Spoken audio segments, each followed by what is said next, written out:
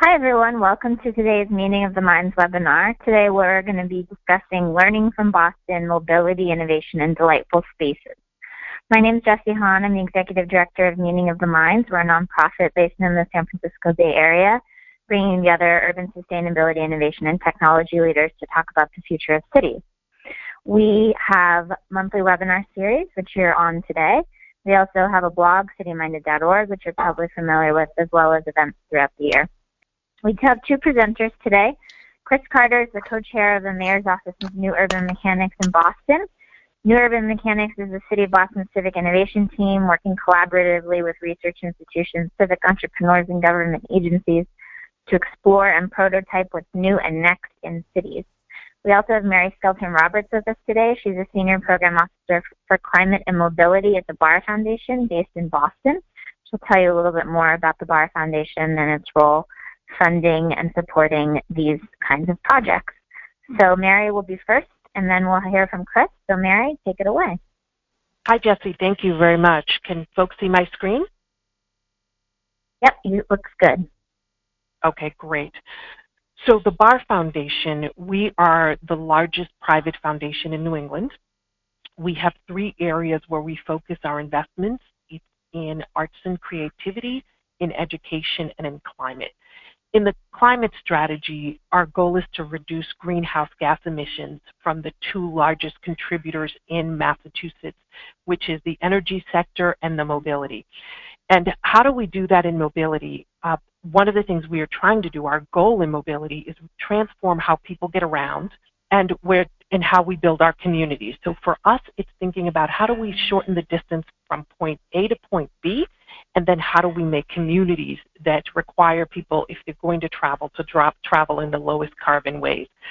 The Barr Foundation, we do that by funding four key strategic levers. One, we support policy and advocacy that helps create sort of the policy mechanism for low carbon mobility. We do research and data analysis, and that is to really make sure that the policies we're helping to promote, that the practices that are being institutionalized at the government level are well informed by good data and analysis. We fund communications. We think it's very important that the work that we do and the work that we support through our grantees are communicated in a way that resonate. And we also fund demonstration projects. We believe in the art of the possible and showing people what may be possible. In mobility, what we're beginning to see is that there are several big trends that are happening that offer significant opportunities to help reduce transportation-related greenhouse gases in Boston and in our region. The first one is that people want transportation choices. Transportation choices are becoming more diverse and appealing than ever. People want to travel conveniently, effortlessly, and seamless. It's what we call reducing friction points. And one of the big sort of changes that are happening is people want to use their cell phones. They want to use technology. They want to use smartphones. They now have access to real-time data, whether it's accessing public transit or using one of the rideshare services. We think there's a tremendous opportunity to take advantage of the technology to really help people move around more efficiently. The second big trend that we're seeing is that there is an exploding demand for cities and walkable places. People want to live in communities that are walkable, that offer lots of amenities, and quite frankly, that are enjoyable. And we think these two trends can help really accelerate the downward curve of greenhouse gas reduction. And so our strategy at the Barr Foundation, last year we did a strategic planning process, and we landed on mobility. And if there's a tagline for our strategy, it's called Smarter Travel, Smarter Places. Really thinking about how people travel and where they live. And if we do it right, we can really design the kinds of places and cities that are not just enjoyable and improve quality of life, but they also can improve the economy. They're good for social cohesion, and they do improve quality of life. So how did our strategy change? The Barr Foundation has been funding climate, transportation, and smart growth for the past 6 years. The difference is when we started this grant making, we were focused on individual modes. A lot of our work focused on funding, ensuring that we had a functioning transportation system. We were instrumental in funding our Hubway, our bike share program. The difference is Now what we're focusing in is mobility systems. How do we think about transportation in a way that is integrated? And if you look at your slide, it really is about putting people at the center of mobility. So we've been learning from all over the world and many examples in the United States of what real good mobility looks like. And I think there are some key takeaways. We spent some time in Mexico City, for example, looking at how they were doing their bus rapid transit system and integrating that into their bike share and their subway and urban spaces that were fully walkable. We looked at the Seattle plan and really walked away understanding that Seattle is thinking about this also in a way that's comprehensive and reduces what we call those friction points I mentioned earlier. And then most recently, we've been learning a lot from Amsterdam. And there were a couple of big takeaways from many of these places that we thought were in common and that we wanted to help support in the city of Boston. The three big implications for Boston is we've got to think about how we're communicating our work. We have to think about governance, so the public systems that really begin to institutionalize this work. And number three were the co-benefits. And to come back to the example of Amsterdam, people know that they're considered the most walkable city in the world. Copenhagen might dispute that, but we think it is Amsterdam. And they have approximately 380,000 residents, and they have 380,000 bicycles. They have more bicycles than people. But the point is that their whole strategy to get people to ride bikes, to make it a viable mode, to get people walking and biking, was not based on greenhouse gases. It was really based on a strategy that focused on improving people's quality of life. So the communications that they used in Amsterdam were incredibly fundamental to getting people to both buy in, integrate this new lifestyle, and then adopt it. So what we started to do in Boston, the city of Boston last year, decided that they were interested in doing its first visioning plan in well over a decade. They wanted to do a plan that would engage as many Boston residents as possible. And what Barr did was we funded the public engagement process. It was very important to us as a local foundation interested in improving mobility for the sake of reducing greenhouse gases and quality of life, that the city's plan was representative, reflective of community needs. And so Barr funded the outreach process. And from that outreach process, it was the most innovative one that's ever been done in the city of Boston. And one of the reasons it was is we hired a firm that they spent quite a bit of time thinking about how do they engage the public? How do they develop a process that meets people where they are? And so the example that you have on your slide is they had this question truck. It went to every neighborhood in Boston, and it asked a simple question: what is your transportation future? And it enabled people to go into the truck, to look at what the options were, to suggest their recommendations. They were also able to do this online. And the simple question that they asked generated 5,000 questions. And out of those 5,000 questions, there were 1,500 project ideas and policies, 9 priority areas, and people were able to tell us throughout the neighborhoods what kinds of mobility actions, policies, and practices were most needed for them. So this is an example of the kind of work that Barr does.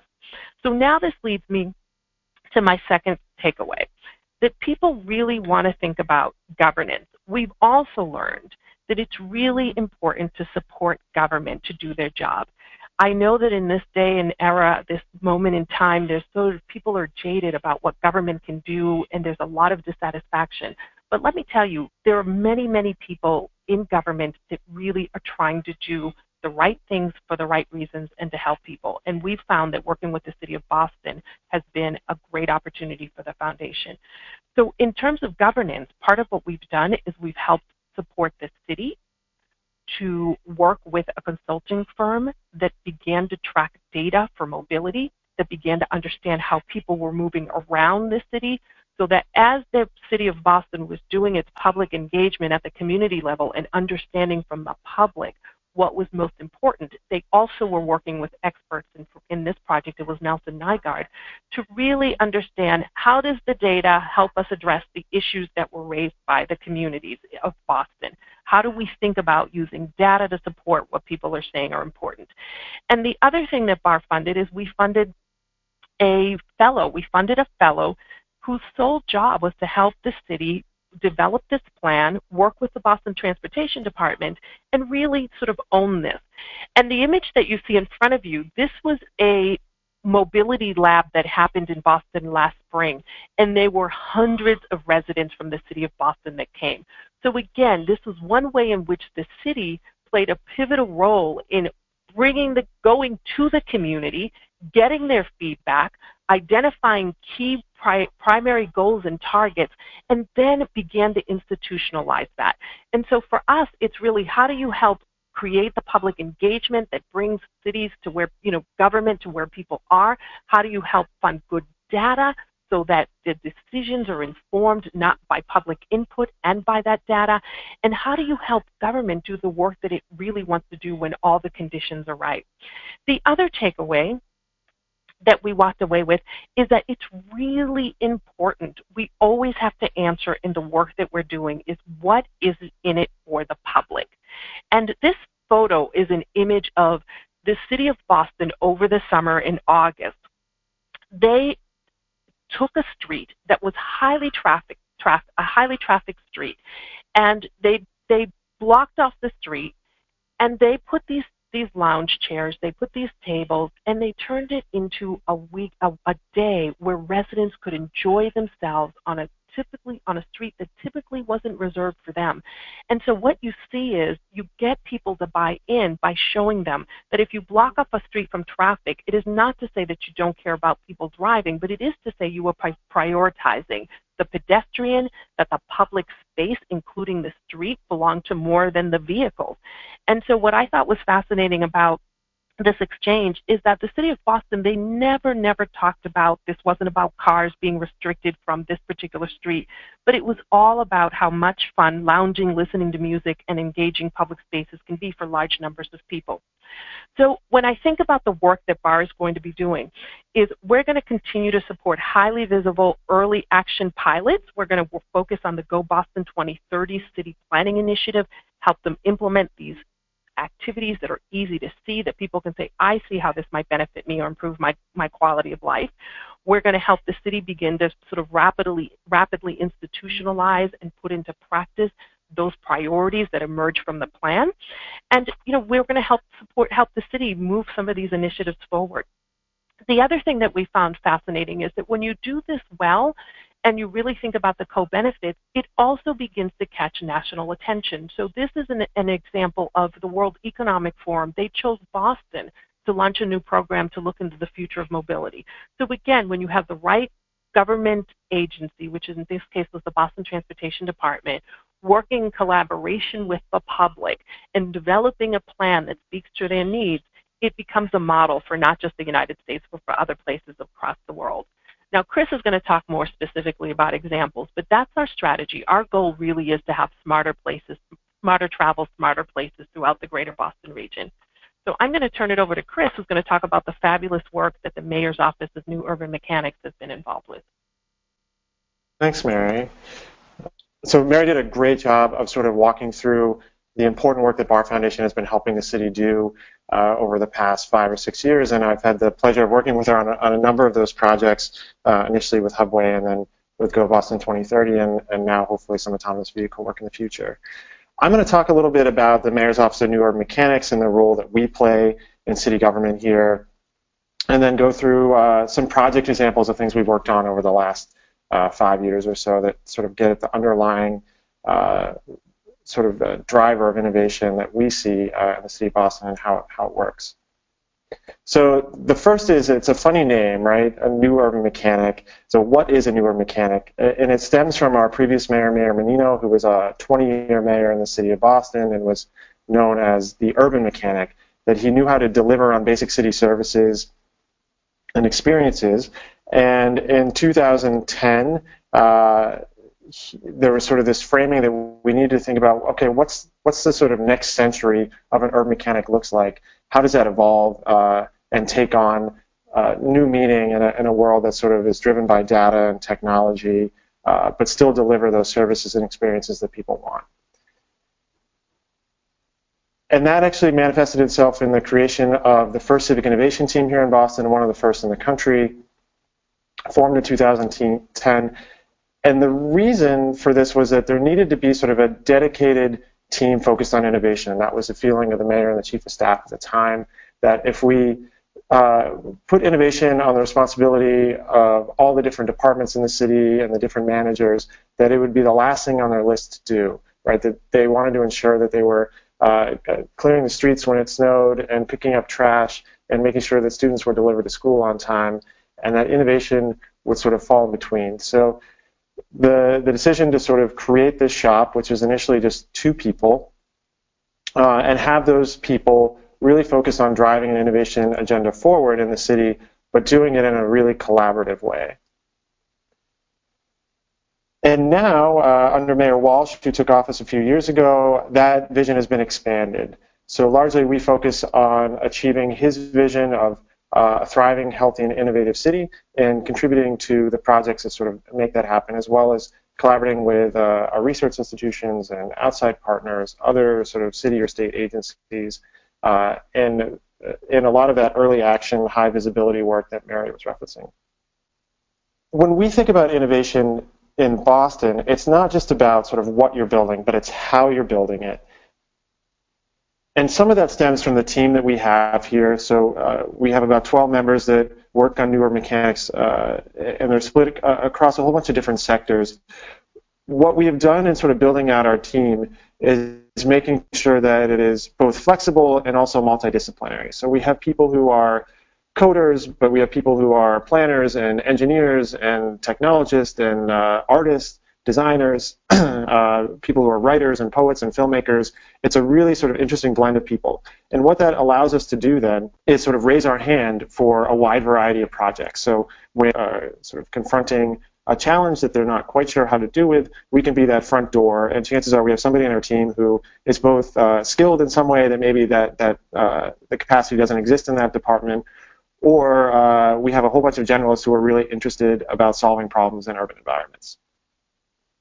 The approach we take is, you've probably seen this funnel before, right? So anybody that has been doing innovation work has seen this, but we sort of cast this wide net about projects we want to explore. They come in, we sort of apply the secret sauce, which is trying to discern which projects we can move forward and at what velocity and the level of risk in those, and the sort of alignment with the goals of the administration and with what we're hearing from residents.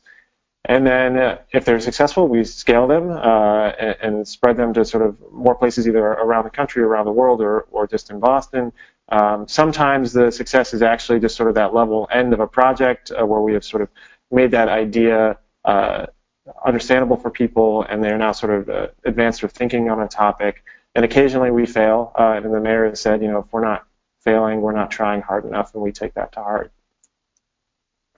So these are sort of the 3 guiding principles we talk about with our approach. One is being the department of yes, so throwing open our doors to people, and that includes people within inside the city, but certainly residents and research institutions, different departments, and a whole bunch of different stakeholders. We talk about aggregating risk. So sometimes the hardest thing for the mayor or for another department to do is to go out on a limb on a project. And what an innovation office is able to do is take some of that risk. We're allowed to fail. It's a safe space to do that. We're allowed to be sort of progressive and forward-thinking, and it allows the administration and other departments to sort of point to us as that manager of a project that's maybe a little bit more risky. It gives acceptance in the public when things potentially fail. And the last focus is a lot of innovation looks at just technology and gains we can make from making things run better. And our focus has been more about helping people. So there's a strong sense of a human-centered chunk of innovation that we do. So I'm going to walk through 3 lessons and some project examples to sort of get at those things. So building things people want and need, using experiments to build trust, and last but certainly not least for us is being delightful. The first one is building things that people want and need. As I said, there's a tendency in government or in innovation in general to just think about technology and shiny things as innovation. And sometimes that means that the projects that you're solving aren't necessarily the ones you should be solving or the ones that you can solve. To that end, we spend an awful lot of time talking with large companies that do smart, quote-unquote, smart cities type work, entrepreneurs who are doing smart cities type work. And after years of those conversations, this is sort of a draft in progress here, but we're putting together a smart city playbook to sort of help us shape that research agenda with them. What are the things that in the technology space would be most helpful to solving the concerns we're hearing from residents and visitors to our city? This, in tone, is maybe a little bit snarky if you're actually reading those bullet points, but the idea is to sort of grab those folks that are coming to the table with us already and say, that's great that you have this widget. What would be even better is if we could actually figure out how we could make that widget work for the people of Boston. So let's go and tackle sort of these problems together. And that's to say, that's the sort of technology side, but for us, it's not about apps or data or dashboards or IoT. It's really about that human-centered innovation. So when we talk about building things that work for people, the examples I'm going to give actually have some technology involved, but nothing digital. And the first is City Hall to Go. So this is a decommissioned bomb squad truck that we modeled after a food truck. And what we were hearing from residents was that to pay a parking ticket or to register for a dog license, you had to trek all the way downtown to City Hall to make that happen. And couldn't there be another way of doing this? And couldn't we do it in a way that maybe just wasn't online for people, because not everybody felt comfortable doing those types of services online? And this idea came about probably 3 or 4 years ago now. We now have 2 City Hall to Go vehicles, and they circulate to the farmers markets. They circulate to some regularly scheduled events, and they're sort of in known locations. Allows people to go. They can register to vote there. They can get their dog license, they pay their parking ticket, they can do a whole bunch of city services that formerly they would have had to come downtown, and maybe it's certainly for some of the population feel that they don't want to do that kind of service online. The next example is sort of experimentation in building things that people need. Came out of some work that I did years ago when I was running the city's bike program. The image on the screen there is from 2012. In 2012, we had 5 cyclists that were killed by motorists in the city of Boston. 4 of them were from a large vehicle like a truck. It became pretty clear, this was the 5th fatality we had that year, that there need to be not just changes in the education of drivers and our roadway design, but also in vehicle design.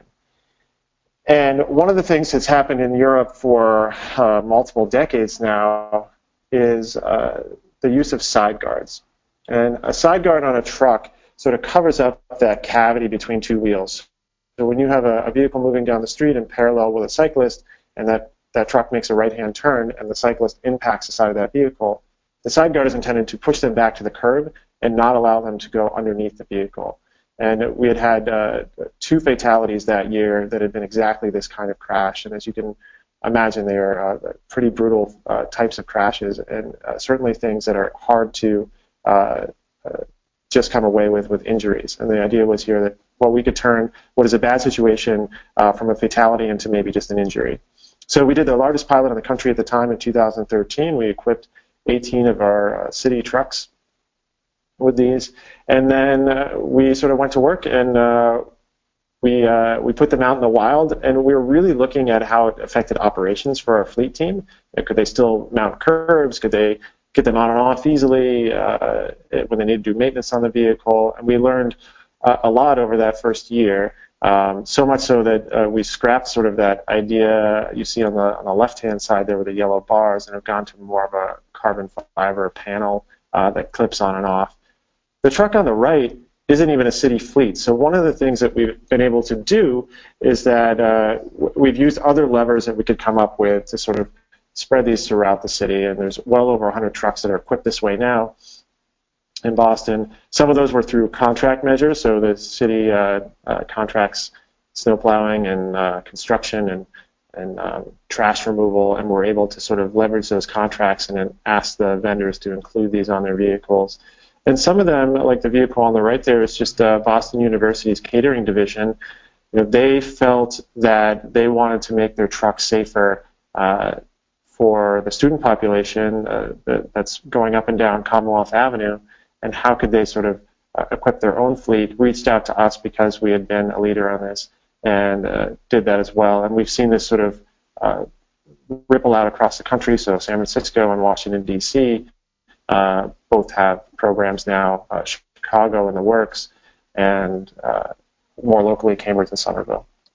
We always get the question, what did you do to sort of assess the success of those? And this is maybe the one example we can come up with, other than the fact that they didn't cause too much of problems with the central fleet team.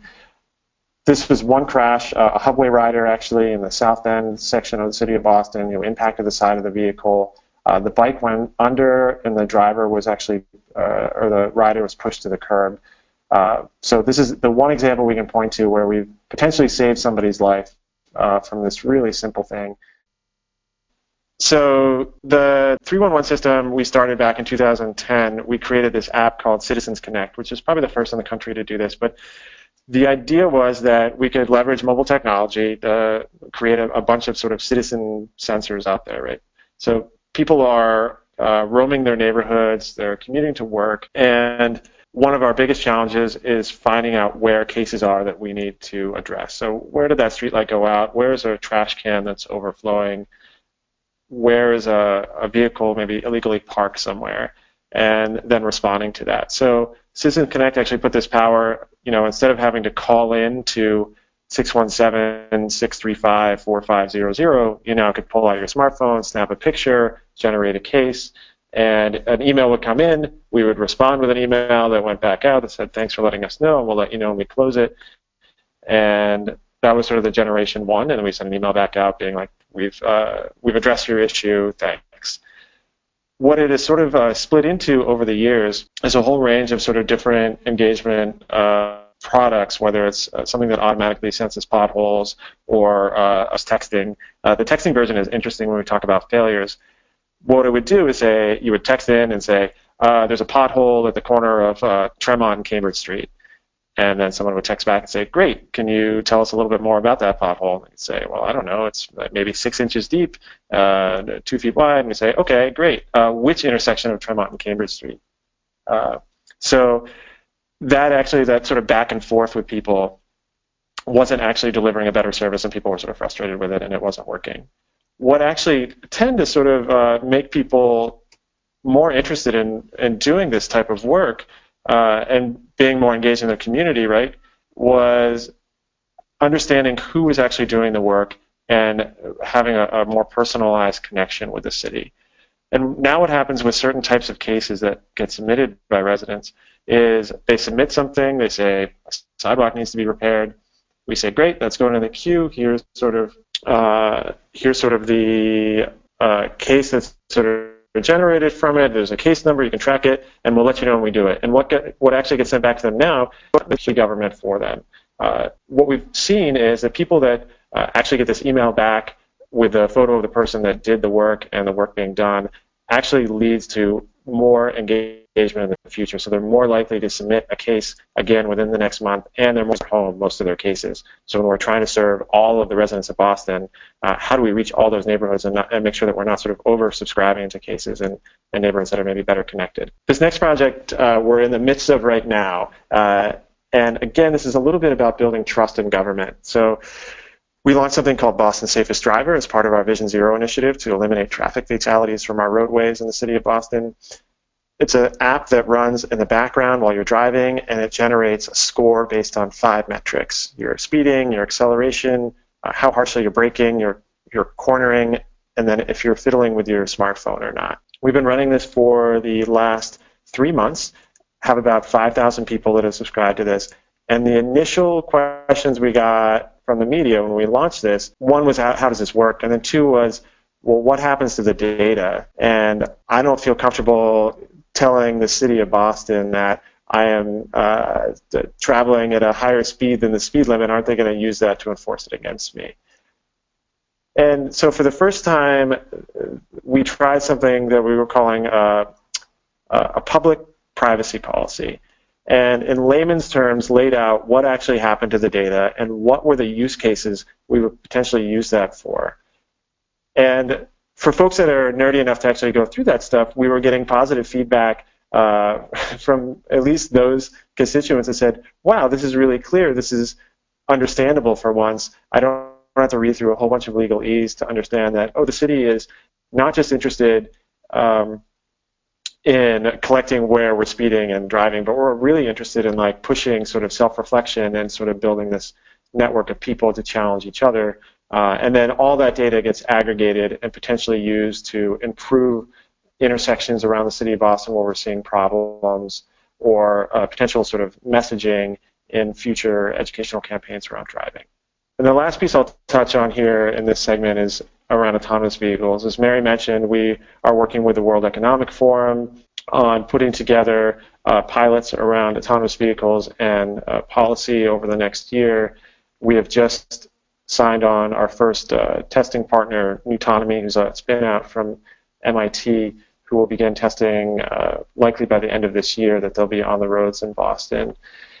And the reason we're doing this work is, again, tied to what Mary was talking about mobility. We see this as a way to unlock mobility for a large number of the people in Boston, people that maybe aren't best served by our legacy transit system and where the rail lines run or where some of the bus lines currently run, people that have disabilities or vision impairments or are aging and increasingly feel a burden on their families to ask for mobility. And the feeling was that Boston needed to be at the table as we think about this revolution in transportation. We've seen what's happened with TNCs over the last 3 or 4 years and how that caught many cities and state governments sort of off guard. And I will say the one thing maybe that did for us and for the Commonwealth of Massachusetts is sort of open our eyes that if we're not at the table early, we might miss out on shaping this the way we think it best serves our residents. And that's with a lens towards equity, a lens towards the climate, right? So how do we not increase the total number of vehicle miles traveled and emissions in our city by making these shared and electric? The last thing I'm going to touch on is about being delightful, also not being boring. And I'm going to go through three-ish projects here that sort of get at sort of the fun side of the work we get to do. The first one was called Pulse of the City. This was a series of heart rate monitors that we installed around Boston, and the idea was to sort of generate physical activity. So you could run up to one of these and grab the sides of it, and it would play music based on how fast your heart rate was going. So if you jumped up and down really fast and did some push-ups, it would play something with 180 beats per minute. And then if you were sort of in a sedentary state, it would play sort of slow, soothing symphonic music. And we put these out in 4 places initially around the city, and the very next day we had one stolen. And I love this quote from the mayor at the time, that "they stole my heart," exclaimed Menino. We actually lost that one, and another one got decapitated and returned to us. And I think what we learned from this was that we were kind of new in this sort of streetscape space, and we hadn't done a ton of projects just yet. But what we learned was that we needed to make things a little bit more ruggedized, and that was probably a lesson we could have learned from a lot of different people, but we learned it hard from ourselves. And we were working at the time with a group out of MIT who was doing a project at the time called Seat E, and it was a solar-powered phone charging system. You can see here it's just a solar panel embedded in a bunch of plywood. And we went over to the lab. It happened to be the same day that the heart got stolen, and they were showing us the prototype, and it was ready to go out on the street, and I could pick it up and walk around with it. And they were like, well, that's the idea, you want to be able to move the seating. And we were like, no, that can't happen. We just went through this. It's going to walk off and end up in a dorm room somewhere. So they ended up tweaking the design and filling the inside with a whole bunch more concrete and sand, so they weighed about 250 pounds. And we put them out on the Greenway, which is a sort of section in the center of downtown Boston. And from what we could think of, the best use case was somebody from out of town who's traveling to Boston will put it right on the Freedom Trail. They'll have their charger with them, and they'll be able to sit there sort of outside and plug in, recharge their phone, eat lunch outside, whatever it might be. That was the use case we were designing for with them. And then I went down there probably the third day we had it out there, and this is what we saw. There was a series of two kids that were using it as a slide. And then we went down 2 days later, and there were people that had pulled it over as a table between two other chairs, all because the design wasn't quite right? We hadn't quite have one seat. It's kind of a solitary experience, and the company themselves wanted to be more social in their design. So that evolved into the sofa bench, which is sort of the second edition, which they unveiled at the White House, the Maker Faire, and then we installed the first one here in Boston in a park. And we kind of thought, okay, well, now we've got seats on both sides. Let's try these out on a couple different parks, people that are sort of sitting around. We put them near playgrounds, actually. We figured parents might be there. They could charge their phone while they watch their kids play. We put a couple near basketball courts, thinking that people would charge their phone while they play basketball. And again, we had an unintended use case. They started at the basketball court in Roxbury that we installed it at. They used it to power their scoreboard. So that has a little USB charger that comes out of it, and they were consuming power just to run that, and it created something they weren't able to actually do before. They hadn't quite, they were running extension cords from a nearby community center to do it, and now this, we didn't even know this, but this provided a way for them to power that scoreboard. And one of the interesting things is that we thought this would be a really powerful draw in the downtown area. That's where people would be outside, lunchtime, charge. And you can see, not very well by the screenshot, but at least by the arrows, that the basketball court in Roxbury outperforms the downtown one. This is charging sessions, and it also outperforms it in a number of hours that it spends producing energy. And that is to say that sometimes we don't actually, we have a best guess about things, but the way we work is very much in sort of the hypothesis mode, and the Pulse and SUFA, we thought there's probably a lot of really great ideas out there, and we're just not capturing them. So let's invite people to the city to submit their ideas, and we'll fund a small portion of them, and they have to be small dollar projects, but we want them to have sort of this sense of wonderment and the sense of delightfulness about them.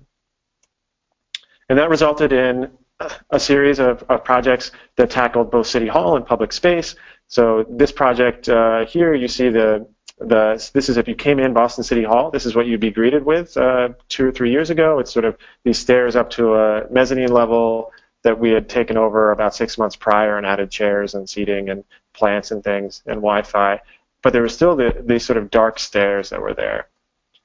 And we had an artist submit an idea called the Stairs of Fabulousness that was guaranteed to make City Hall 400% more fabulous. This was skateboard tape on stairs. The project in total was maybe $2,000, a little over $2,000 that we spent on this.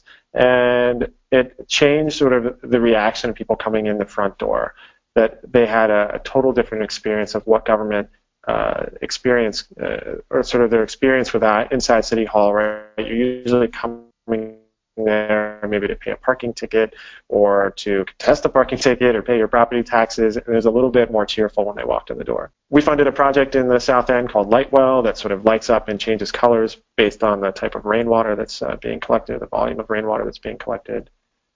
Tidal vibraphone in the Fort Point area of the city that plays different notes based on the tide of the water and sort of allows people to interact with the climate. And then a great project that's about ready to go out on the street called Streetlight Control. On the left side, you can see street lighting boxes. So these kind of clog up our sidewalks all around the city. There's some electrical components in there that run the street lights. In the middle, you can see the prototype in its finished form. Nice way for them to not sort of force that worker into a weird position, but also a really elegant bench you can see on the right side. So that'll be making its way to the streets of Boston the next month. And that led to our second round of invitational projects. So that was awarded this summer. My favorite one of these, which is in the process of being built right now, is a giant public radio that will go out in a park sometime next summer in the city of Boston that allows people to change the radio station at probably a fairly low volume and sort of create this sort of sense of wonderment and excitement within the parks, and we'll move it around to different locations throughout the year. So that's where I'm going to wrap up with my portion of the presentation, and looking forward to the conversations you guys might have. So we're going to run Q&A now. If you can type your questions into the Q&A panel when you think of them, and we will have our Q&A with Kris and Mary. But I have a question for you, Kris, already. Can you tell us a little bit more about the autonomous vehicle program coming to Boston? And what can you share about that project? What will it look like? Will it be electric? Will it be shared? Tell us a little bit more about that. Yeah, those are great questions to be asking, and the questions that we're asking ourselves. So right now, we can tell you that we have defined a process for interested testers to go through to sort of certify them to be on our streets here in Boston, and it's a graduated testing plan. So they'll start in a relatively uncomplex area of the city and graduate from there based on the number of miles that they do without incident. We are looking at sort of three different things in our work with the World Economic Forum. The first is, what's the technology? How do we support the evolution of this technology on the cars? What is sort of the shared research agenda that vehicle providers have for the city? The second one is around business models, which gets at that shared and electric piece. What are the business models that we can test here that we think will best support the people in Boston? I think we're doing some modeling out now of what a world looks like with autonomous vehicles that aren't shared versus ones that are shared with sort of one user or ones that are shared among multiple users in the vehicle. So I guess sort of the Uber versus Uber pool model. I think we're really interested in moving as far to that side of things as we possibly can, because it'll end up freeing up space on our streets for other uses, whether it's wider sidewalks or bikes or open space, or potentially in some places more housing, because we reduce the number of parking spaces we need. And then the last thing we're looking at testing is sort of the infrastructure piece. So what are the components that a city needs to do to make this thrive? Do we need connected traffic signals, or do we just need better markings on the roadway, or what's sort of the plan to get us the most benefit out of autonomous vehicles? All that being said, so we'll have our first test. They're actually doing their high-def maps on the street right now, so they'll be ready to be probably testing before the end of the year, assuming they get clearance from the state to do so. And we have a number of other partners that are curious about coming here to Boston. We like to think that this, similar to what Apple does with sort of a designed in California branding, that autonomous vehicles can be sort of branded with a tested in Boston, because we know it's certainly not an easy environment. Interesting. Great. Thanks for that. And this is actually a follow-up question. Kendra Willard wants to know, what is it about the Civic Innovation Team that you do together that you cannot do apart? She's heard some of these examples happening in other cities, but they don't have innovation teams. So what's the true advantage of the Civic Innovation Team in your mind? So there's a number of advantages, but one thing that is really helpful for us, I think, is that we end up being sort of that front door, that flag in the ground for people who don't understand city government. So while some of the project examples are probably happening other places around the world, and certainly we have a healthy dialogue with a lot of different innovation teams in different cities, what happens here in Boston is that there'll be a researcher at MIT or Harvard or BU who has this idea that they would like to work with the city on, but they could spend 6 months or a year trying to figure out who the right person is to talk to, where we end up being, that sort of flag in the ground that they can point to. They can give us a call. We kind of meet with pretty much anybody and everybody to sort of understand what they're thinking about, and then hopefully sort of scope something. So we do a good job of sort of skipping across all the silos of government, but also the silos in academia and in the private sector, and sort of stitching those together that I think you don't always find in cities that don't have that role in place. We also are different from maybe a traditional innovation department. So we have a Department of Innovation and Technology here in the city of Boston, and they focus more largely on sort of the internal workings of government and providing that service. And that's incredibly important too, and we collaborate with them on certainly a lot of sort of analysis of data and the infrastructure component of it. But they sort of work very well hand in hand, and there's sort of, we see it as being a need for both. Great. So some of you may not have been able to hear me because I cut out, but you can type your questions in the questions panel in the control panel to the right, and I will be sure to ask Kris and Mary. So Mary, go back to you. Want to make sure to ask you about what the Barr Foundation's perspective is on the upcoming autonomous vehicles in Boston, and what kind of concerns do you have, but also what kind of solution is autonomous for the equity agenda in Boston? I know you at Barr are very focused on that, so let's talk about that for a minute. Sure. One of the things that we're interested in doing regarding autonomous vehicles is really learn more, understand how would they function, who would they benefit. The question about who benefits is a big one for us. I mean, I think Kris echoed the same thing I said earlier, where we want to make sure that in Boston that the communities that are what we call have less options for getting around. So they may not have like easily accessible public transit, or they may be a far walk from where they need to go, or they may not even own a vehicle. We want to make sure that if we're looking at both autonomous and shared vehicles, that those are able to benefit those communities. So part of what Barr is doing is we've been funding an initiative that looks at different scenarios. And the scenarios are, what would the city of Boston look like if we were to transition to mostly autonomous vehicles or shared vehicles or electric vehicles, and really want to understand what are the particular policies that need to be put in place so that we have a desired future that's low carbon, that focuses on equity and provides people access to opportunity. Thank you for that. Great. Go ahead. I also think that in the private sector, this field is moving much more rapidly than philanthropy or government can understand. So really being able to partner with the private sector in looking at these scenarios and trying to figure out what are the possibilities of autonomous vehicles in the future, I think is a good next step as well. Thanks.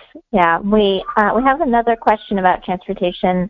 I'll throw this to Kris, you first, and then Mary, but this is a question around water transport to alleviate congestion. What solutions have been tested or implemented in the city around water transport? Do you have any thoughts about that, Kris, past or future, or where Boston is right now? I know Boston Harbor is a big asset and also a challenge. Yeah, I mean, maybe you'd have to go back 80 years when we were doing harbor transportation really well, or maybe even longer before we had automobiles. I think it's something that is very much on the forefront of people's minds here at the city and also at the state. The state kind of runs the ferry service for the area. What we were seeing happen with sort of increased development of the South Boston waterfront and the East Boston waterfront is that the harbor sort of divides those two. And to get across from East Boston, which tends to be a densely populated residential neighborhood, to the job centers in the South Boston waterfront, your option on the train is sort of multiple connections where you can actually, you could probably look out your apartment window and see the place you want to go, but it'll take you 45 minutes to get there. So we are pursuing some options around ferry service and increasing ferry service. And it's certainly something we're hearing from people who are commuting further outside the city to get them to job centers. It's probably an untapped resource. We're not making the best use of the harbor that we could, but I wouldn't be surprised if it's something that changes within the next sort of 5 or 10 years. And Mary, I know you're working with Boston Harbor now, so tell us more about that work and any other thoughts you have about this. Sure. So there's a lot, as Kris said, a lot of interest in looking at water transportation. And in fact, there are two different organizations that are beginning to sort of lead this. The Convention Center, which is in the South Boston waterfront area that Kris referenced, has gotten some federal funding to look at whether it would be possible to have water ferry service. The other organization that is working on this in collaboration with Massport, which is our airport, and MassDOT, our Department of Transportation, is Boston Harbor Now.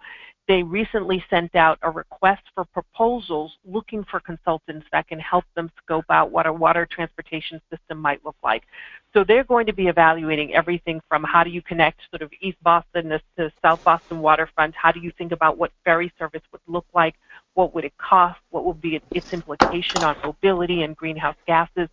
So I think within the next year we'll have some answers in terms of how do we incorporate water transportation as part of our mobility system in Greater Boston. Great, and I know that's a topic we want to discuss at our Boston Mobility Summit. June 20, 2017, which we're holding in Cambridge. So I know Boston Harbor and I will be involved in that conversation, as well as Barr and the City of Boston. So question from Michael Lake and Satish. I'm going to combine these. Kris, this is for you. Kind of comment, great that Boston's open and welcoming more inputs and ideas. How is the city able to cast its net for these ideas as broadly as possible so those who are not typically engaged will still be aware of the opportunity? I know you have City Hall on the go, food truck style, but any other thoughts about how to include some lesser loud voices into the conversation? Yeah, that's a great question, and I think something we are constantly trying to improve upon, not just for infusing innovation and new ideas into the city, but also how we deliver better city services to everybody and make sure that we're not just solving the problems of the people who are the loudest.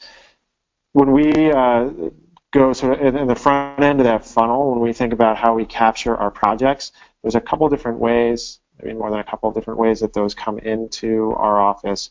Some of them happen from just conversations that our team, which is fairly broad and diverse and sort of scattered actually in neighborhoods throughout the city where we live, from the conversations we're having with people and at events and different sort of communities that we're engaged with. A lot of them happen from conversations that we have with the mayor, and so the mayor is out at 5 to 10 different events every day, and people are approaching him with whatever challenges they're facing, and it's not uncommon for him to sort of come back from an event and drop by our office and mention something that he thinks is a pressing issue that we should be looking into. And then our Office of Neighborhood Services, who has a different liaison in every community and attends all those the sort of published community meetings, does a great job of sort of filtering ideas back to us as well. We're in touch with a large number of sort of research institutions and different student groups.